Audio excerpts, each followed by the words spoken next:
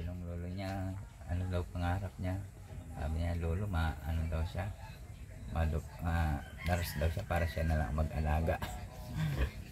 Ay nung mamatay, biglang yung malaki na siya. Biglang nagbago yung pangarap niya. Naging flight attendant. Ano niya.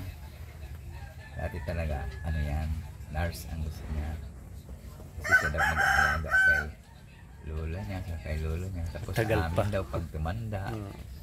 Isa kata, hindi na inabot ng ano, dalawa. Kaya yan, flight attendant na yung ano niya.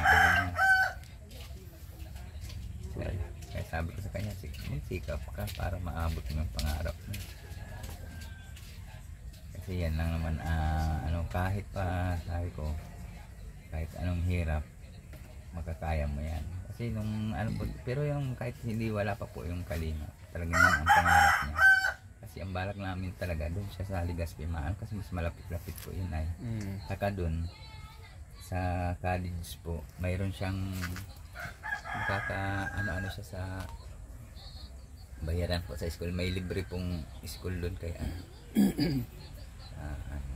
kaya doon sana namin yung paparalin kaysa tapos hindi na natagpuan nga ni Doc Club yun, tapos kinuha na ni Kuya Rab. Kaya sabi ni ano, huwag na daw magpuntang ano, tabako, dito na lang daw magpatuloy ng pag-aaral. Kaya yun, hanggang ngayon nandito siya sa ano. Pero kung wala siguro ang Kalinga, ay doon talaga siya mag-aaral. Wala pa pong ano kung saan niya, ano kung sa Naga o dito sa Daig na lang. Kasi ang ano niya talaga yung kung ano yung course na ano niya, yun na pag-aaralan niya. Kasi sa Naga po mayroon talaga dyan ano ng flight attendant. Eh dito yata mayroon din niya, iwan kung mayroon dito sa Daig. But dyan sa Nagat, malapit-lapit. Maynila noon, ang layo. Legazpi po. Ay kung doon po siya, ano, mayroon po yung kapatid ni Mrs. Nandun po. Yun nga, minsan para bigay-bigay sa amin nung nagkasakit ako. Ay paano, ay natulungan kami noon. Kaya natin pasalamat ko din sa hipag ko. Kahit konti, nakakaraos din kami. Kung bagay, kahit yung para sa kanila na lang, nahahati pa. Kasi ang iniisip niya, yung mga pamangkin niya, ay maliliit pa po sila noon. Ano, kasi dati po nagmimina kami dyan sa Panganiban. Ay nagtigil ako sa pagmina kasi ang lalim na po, na-poison ako. Nasa 100 lampos na yung muntik na akong hindi makaahon kasi yung parang pakiramdam ko yung kaluluwa ko umihiwalay na sa katawan. Gagapang na lang ako. Gamit po kayong ano? Wala po. Yung lang po, yung talagang laki ng butas, kasya naman po yung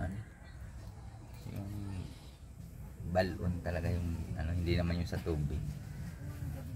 Tapos yun, nagtigil ako. Kinuha naman ako nung ano, yung kapitbahay namin na taga bantay doon sa bulmilan nila. Na-refine ako ng ano, tapos nagre-refine ako, biglang umano yung lakas ng hangin, bumaba, na langhap ko yung asido. Yun na nga ako ng ano, hindi na ako nagpag ano kasi yung likod ko nagkatama yung baga ako gawa nung sa asido, nalanghap ko. Kaya umuwi na lang kami dito at wala na dun anak buhay. Dito na ako hanggang nakarating ako ng Ilocos, paghahanap buhay. Makakuha lang kami ng pang-suporta dito sa mga anak ko. Kaya maliliit pa yan. Nasa malayo ako naghahanap buhay. Taga Legazpi po yan. Ako po talaga ang taga dito yan. Taga Legazpi yan. Nagkita lang kami yan sa Panganiban kasi nandyan yung kapatid man niya, kaasawa. Diyan pala po kayo nagkita. Po.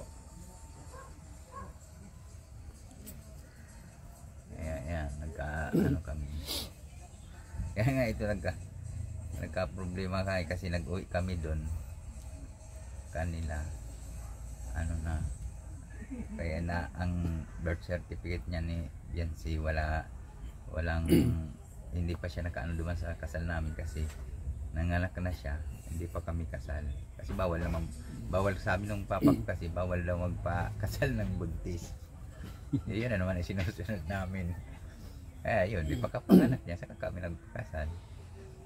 Tapos bibinyagan na din niya ng pinabinyagan na namin. Dito na po. Opo, dito na po. Dito yan pinanganak sa bahay namin dyan. Nandiyan pa yung bahay namin dati.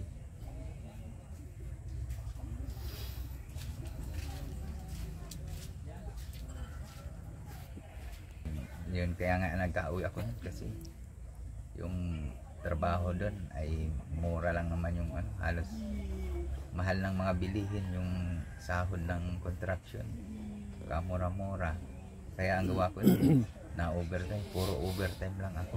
Tapos talagang kulang, kapos. Ay nag-uwi na ako, sabi ko doon na lang kami sama-sama kahit ano. Tapos yun, yung pumasok naman ako dyan sa Panganiban, wala pang kita yung namin, 500 lang ang linggo-linggo yung allowance namin, kulang na kulang tayo. Pag ano po, pag dagat. Yung dagat po dyan talagang na dito ang ganyan ang tubig niyan, no? Dito po. Opo, kaya nalipat kami doon. Ang bilis lang pati ng pag nagsabay yung ulan saka laki ng tubig, hindi ka mamalay, ang lalim na talaga. Maliit pa nga ito, kalit-liit pa nito, siguro nasa isang buwan pa lang ito. Dala-dala namin, nag-uulan doon, nakabalot lang yan sa plastic, takbo kami at yung tubig talagang tumataas na. Kaya nga yan, mga dumping ko na lang yan, mga lupa na yan dyan na natatapakan, talagang abot na dito sa may yan, ng baboy na yan, na yan, wala na yan lupa, simento na lang nakaangat na yan, nakahangir na yan, ilalim yan. Tinagaan ko na yung dampingan para sabi ko ay magtagal-tagal pa man yung dito. Kasi pag nabagot talaga yun ang kakatakot. Hindi po, nakadanas din yung nag-aanuhan ng mga sugpo, mga usbon. Dati nakaano ako dyan. Pero nung na ako ng Panganiban, hindi na ako nagsama sa paglaot noon.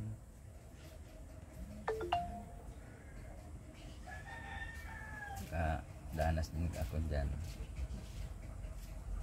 Kaya ang ko na lang ngayon sa manananim. Kasi yung contraction pag nag-extra ako dati. Ngayon hindi na ako makapag at itong baboy na ang pinupukusan ko talaga kasi yung mga bata nag-aaral, hindi na maka si misis at may maliit.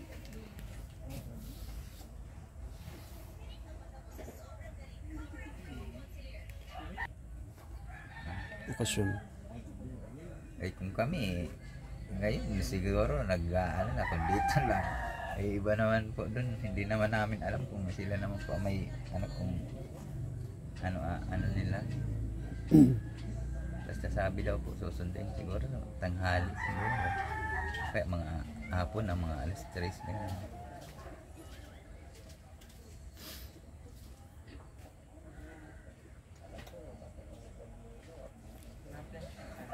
Simple man lang.